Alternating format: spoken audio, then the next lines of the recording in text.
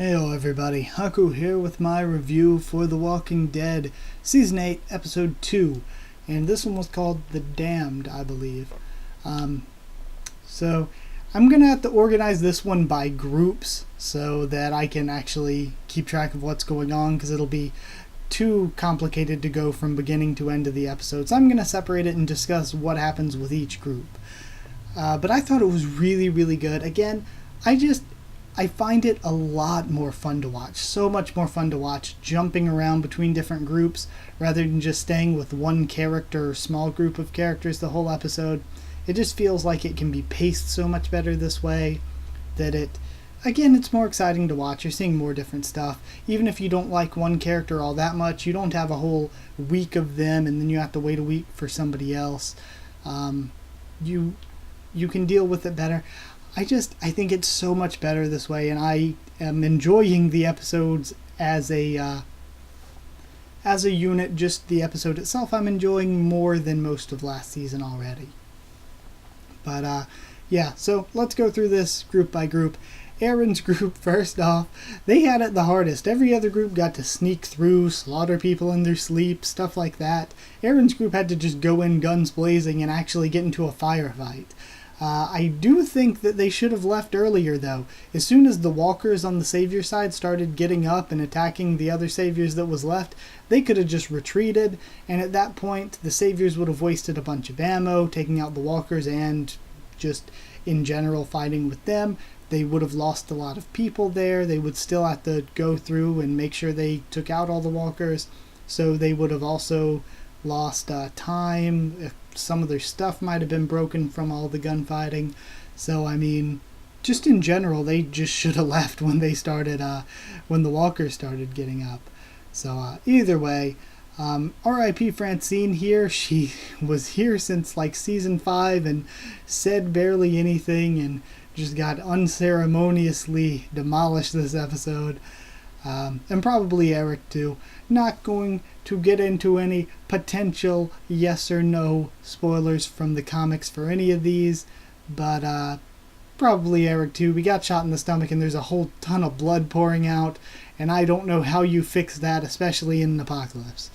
Then we have Tara and Jesus with their group. They sort of struggle with morality this episode, and it was cool, if not a bit out of place. It seemed like Tara went from 0 to 60 really quick with the whole wanting to kill all the Savior stuff. I mean, before she was like, okay, we have to do this, we have to take out the bad guys because they are the bad guys, but she seemed like really adamant on making sure that they made sure they killed them rather than just defeat them here.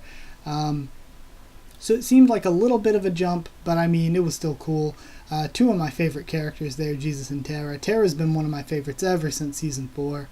R.I.P. Andy over with Morgan. Andy, again, not as bad as Francine, but he just got dumped here. And man, do I love Morgan. I love the complexity to his character as we've seen it throughout the seasons.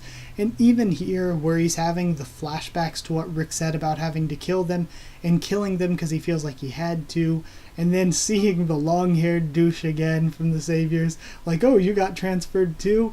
Like, it was just really, I thought it was really cool to see all that. Yeah, I thought Morgan's character had good work here. And they're probably, whether Jesus wants to or not, they're probably going to end up having to kill those prisoners of war. It's just kind of hard to keep prisoners of war in an apocalypse, I'd imagine. Ezekiel's pride is being set up for a fall. Like, that's blatantly obvious. He is being way too positive, so you know that he's going to get to an actual battlefield, probably get his ass handed to him, hopefully praying that he doesn't take Carol down with him. And that's kind of where I see Ezekiel's story going here. He's just too positive. I thought there were cool callbacks both with Daryl and Rick. That scene with Rick walking down the hallway sort of mirroring the first episode, the pilot. Daryl as well finding the cell with the handcuffs and dog food and stuff. When Rick found that baby, again, the kill with him throwing the guy into the spike was awesome. That was a great kill. But when he found that baby, my whole family was like really nervous. Like, me too, all of us, we were really really kind of thinking Rick was going to kill that baby, and we're like, don't do it, Rick, don't kill the baby. Like, why would he have? Who knows? Rick does some bad stuff, and maybe he thought they couldn't take on a baby in the apocalypse with a war going on and all that. But we were all worried. We're like, is Rick going to kill that baby? We don't know anymore. So Gracie's bear, assuming the baby's name is Gracie since that was on the wall, but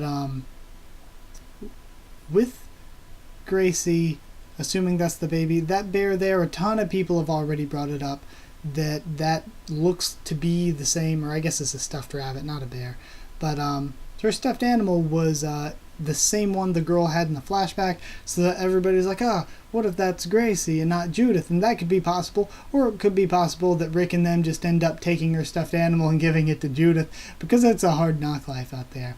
Also, Rick just left the baby. That's maybe even worse than killing it and putting it out of its misery. Oh God, that's terrible. That's terrible just to say, but leaving it alone in a zombie apocalypse is kind of worse. I mean, it could be eaten, or it could starve to death, or die of exposure because you just sort of left it. So yeah, that's a bit rough. But I do assume, I hope they're going to save Gracie and take her with them, or the saviors that were at that outpost can be reasoned with, or once the saviors are dealt with, Gracie ends up in an okay home, family, whatever. Because a lot of people have brought up, it seems like there are awkwardly few children and babies, and of course many wouldn't survive, but the problem is that eventually people are going to need to reproduce to keep society going, and I've seen that as a complaint from people that there aren't enough kids and babies. I think at this point in time it makes sense that there are barely any, because I mean, it just seems like logic at this point. Pretty much everybody's dying off right now, or up to this point and including right now. So yeah, either way, I hope the baby isn't just either thrown away, well, figuratively thrown away, as in we're not going to see anything else be done, or I think, didn't Gimple actually, I think, said in Talking Dead that we're going to find out the fate of the baby. So no more worrying about that, I guess. And then I nerded out for Morales' return. I was like, okay, that's really, really cool that they brought him back after all this time. I don't care if it's cheesy. I don't care if it makes no sense how he made it from Georgia to here just like Rick did and ended up a part of the Saviors. I'm sure we'll get some explanation for it, but at least for right now, the shock value of him being back, I thought it was pretty neat. No complaints, of course, from me. And I think it was actually good. I haven't really watched a ton, like over the summer, I watched like pretty much nothing on The Walking Dead, whereas before I used to watch tons of stuff about it all the time, read tons of articles, and I'm so glad I didn't, because I kind of feel like that would have been spoiled for me possibly, so I'm super glad I didn't read anything, so that was a surprise to me still. So another problem is that this whole thing with him and Rick, and it's a connection, he was here in season 1, he knew Rick for like 2 days probably, and then busted out of there. So, him and Rick, it's not like they know each other. They don't really know each other that well. They never really lived with each other much longer than, 2 days. They didn't know what Rick was like actually living somewhere, like at the farm or at the prison or anything like that. So, either way, we're also going to see how Morales became a bastard savior. So yeah, we're going to see how that works too. So, anything else? Also, I think it was cool to bring him in just to close off his story, so now we know what happens to him, so that fans can't say anymore, what if Morales is this, what if Morales is that, when are we going to see him again? Bam, we get to see him, he's a savior. So yeah, I thought it was a good, tense episode, never knew who was going to die, if anybody important was going to, and it was just really a lot of fun to watch, jumping around and seeing a bunch of different characters. And speaking of that, I liked how at the beginning we saw all the characters' faces and stuff, and then at the end of the episode we see where that journey has taken them. Aaron's going from preparing to an attack to now Eric has been shot. Rick has gone from the way he was to the way he is now that he's killed a baby's father and is now staring down Morales with a gun in his face. Carol went from being injured and on the ground to being reassured and happy because of Ezekiel's words, and that's probably not going to last long.